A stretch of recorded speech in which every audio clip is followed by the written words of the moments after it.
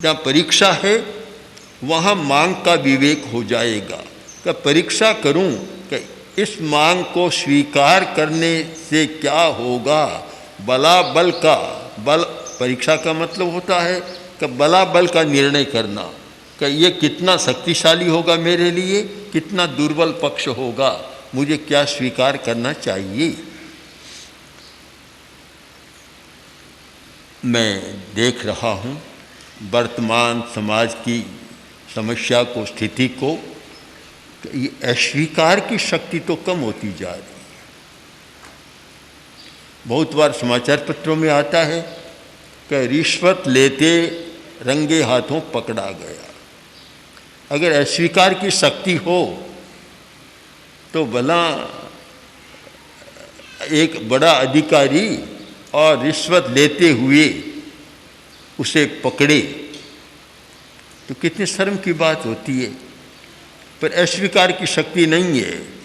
थोड़ा सा सामने आया, प्रलोभन मिला और मन ललचाया और रिश्वत लेने लग गया और कभी कभी पकड़ में भी आ जाता है। जितनी बुराइयां और जितने अपराध हैं उनमें एक बहुत बड़ा तत्व है अस्वीकार का, कि स्वीकार करना नहीं जानते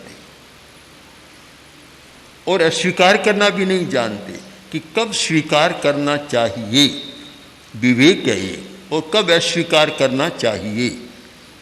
असमय में स्वीकार करते हैं तो भी समस्या पैदा हो जाती है, जो स्वीकार नहीं करना चाहिए उसे स्वीकार करते हैं तो भी समस्या पैदा होती है। हमारा ज्ञान बढ़ना चाहिए, तो फिर ज्ञान की तो बढ़ा है, किंतु क्या यह कहना असंगत होगा कि भीतर का ज्ञान घटा है। एक है भीतर का ज्ञान और एक है बाहर का ज्ञान। भीतर का ज्ञान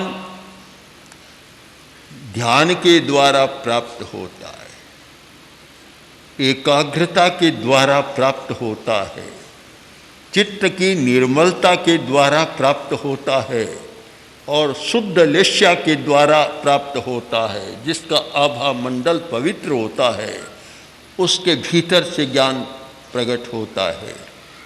आप इसे समझ सकते हैं, कुंड का पानी या बांध का पानी और कुएं का पानी।